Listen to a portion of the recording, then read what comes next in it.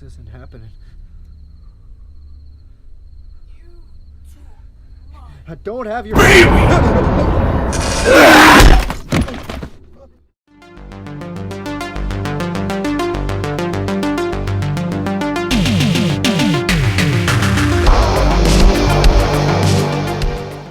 We are talking the Fear footage, 3 AM, written and directed by Ricky Umberger. Now, this is the third movie in the Fear footage trilogy, and is a close to zero budget found footage movie.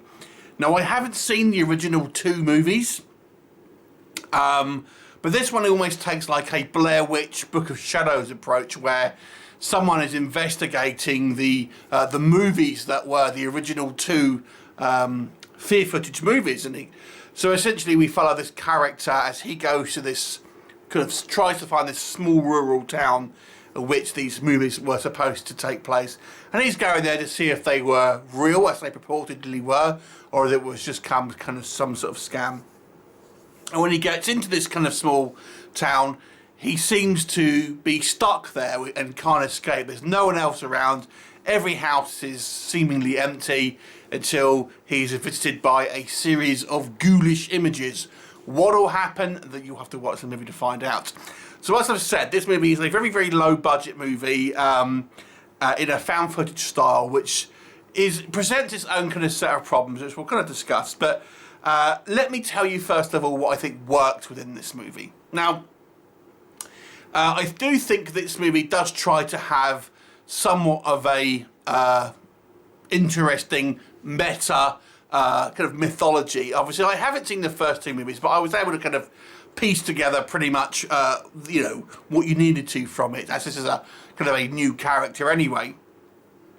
And, you know, it does take cues from the Blair Witch 1 and 2 specifically, but nonetheless, you know, it does make it somewhat of a, you know, an interesting kind of meta film in some ways. The movie actually feels like it's somewhat inspired by the first two Blair Witch movies and the video game Silent Hill in a lot of ways, where this sort of lost town is covered in mist, is seemingly deserted. It definitely has influences from Silent Hill. What else can I think works? There are a couple of relatively good jump scares within the movie, so if you're not a fan of jump scares, you might not want to, you know, go down this route. But nonetheless, I do think there are a couple of ones which I think is, you know, do work relatively well. And again, for the kind of the low budget, there's a reasonable effects in regards to some kind of practical makeup and stuff like that. Okay, but let's be honest with you. If you're going to buy this movie, I don't suppose you really care that this is a super low budget film, and really nor should you. You want to buy a film based on the marketing or the cover or the trailer or what have you. You don't care how much the movie was made for. All you care about, are you entertained? This is a extraordinarily repetitive movie, unfortunately.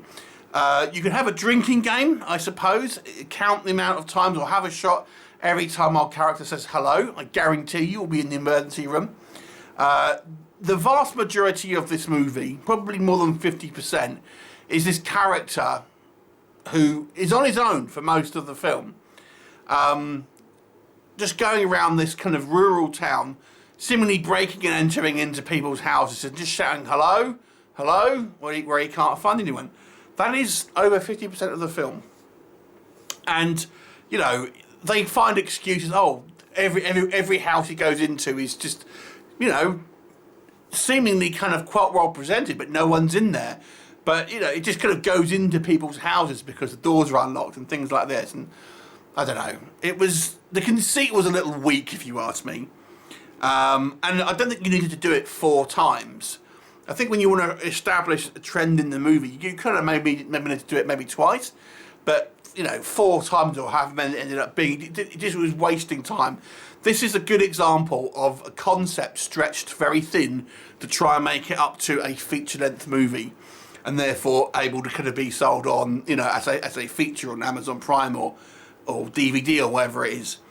So the concept here is way stretched out.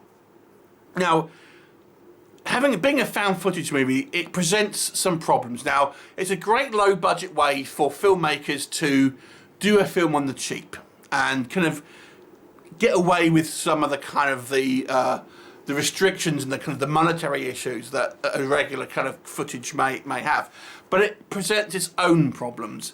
For example, the battery in this movie seems to be never lasting. I'm talking to you on the camera, and I'll be lucky if I get an hour out of this, whilst this guy is seemingly here for days, and no problemo with the battery.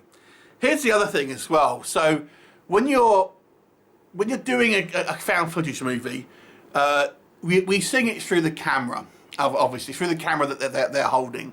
And the problem is, when you see something scary on screen, you've got to imagine that someone's going around doing this.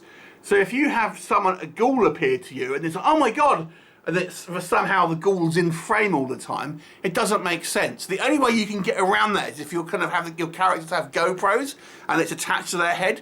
Because let's be honest, if you were around holding this camera and all of a sudden a zombie popped up, you wouldn't be going, you'd shit your pants. And either drop your phone, at the very least, kind of not be worrying about getting it in frame. It's the problem with found footage movie. Now, the whole conceit with a found footage movie is immersion. It's kind of believing what you're, even though you don't really believe it, obviously, it's kind of that feeling that obviously what you're watching is taboo. It's a real thing that was caught on found footage, and you have to think of reasons why things are always in frame, and it just doesn't make any sense. So, and you don't also want to be having a look at the floor all the time. So you have to have that balance between, if something's going to be jumping out at you, why is it going to be in frame? Why is the character doing this the whole time and still kind of reacting to whatever's in front of him? It's problematic. Now, films have done this. Like I said, if you have a character wearing a GoPro, you can kind of get away with it because that's obviously going to look where the camera is. But other than that, if they're not doing that, you have to kind of think of a way around this. Multiple cameras or whatever.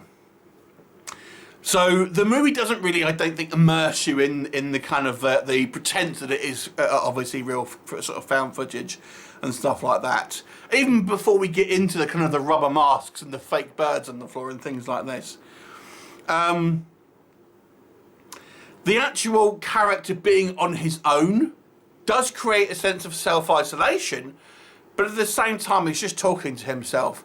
You need to have dialogue with someone to create tension, to be able to tell a story through dialogue and get to know the characters. And all we have here is this character talking to a camera. And again, it's kind of not particularly interesting because of that. So we've got a guy who he's not talking to anyone but himself, walking around the forest, walking into people's houses, shouting hello, and this is going on for, half an hour, 35 minutes, something like that, before we really get anything happens. It is like watching someone's who don't knows, home movies. Imagine how fun is that? Okay. We do see a couple of kind of like horror shots, and like I said, I do think for the budget, some of the jump scares are okay. I'll even go as far as to say I'm a little bit forgiving all the kind of the makeup and stuff like that. I didn't think the makeup was terrible for some of these kind of ghoulish kind of creations. But again, it's the reactions to that, the way the character is written and then acted. So we see the first time, for example, we see this kind of like a creature.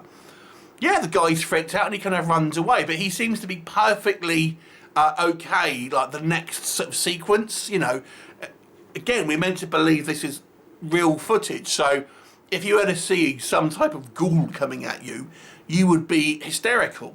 And this is one thing that bothers me about all horror films, to be honest with you, the kind of the Hollywood idea of fear and kind of how people would genuinely react. And I always point to prank videos, or ones that are genuine prank videos. That is how people react to fear. It's pure panic. It's not holding the camera so you can see the thing in frame and then the next scene being okay with it after a little bit of, a mini freak out. You will be properly panicked, and just, it needs to show that, which this film doesn't. And then we have silly things like, we do have a couple of other characters that will sort of come in briefly towards the end of the movie. And I'm assuming this is someone from a previous movie. The first real human that we see says that he's been there for a week and then proceeds to kind of like go, oh, the only way out of here is suicide, and then shoots himself. I'm thinking, hang on a second. This other character, we're led to believe, has been wandering around for a week without seeing anyone. But the minute he sees this other human, you know, you would be, at least that's a little bit of hope. He then decides to commit suicide. That seems very convenient. It's just very silly. You could do low budget or zero budget found footage movies, and you can get them to be believable with practically a zero budget. I will point to the movie The Diary of Maddie O, right, which is no special effects, but and it's not the most thrilling of found footage movies, but it's believable because the characters were well done. The story was interesting. You can have a reasonable story and have interesting characters without the budget and still make it an interesting and believable kind of found footage movie. This one, unfortunately, is too interested in, I think, trying to be meta, trying to tie it into the previous movies, and then having kind of cheap jump scares. So ultimately, I think there's a couple of okay jump scares on their own in vacuum, and you know, in a way I kind of applaud the attempt to have a kind of larger universe here, but I think the movie just gets too enamoured in trying to have this kind of mythology, and ultimately forgets to make an interesting film in its own right. Plus, goddamn, we don't need to see, you know, over half an hour of a guy shouting hello in empty houses and the woods for, you know, for that length of time. It's just not an entertaining movie. I can't really recommend this one. A couple of reasonable ideas and a couple of okay jump scares means I'll give it a 3 out of 10. But I feel I'm being relatively generous with that, to be honest. Have you seen it? What did you think of it? Leave me a comment and I shall look forward to seeing you next time. Bye for now.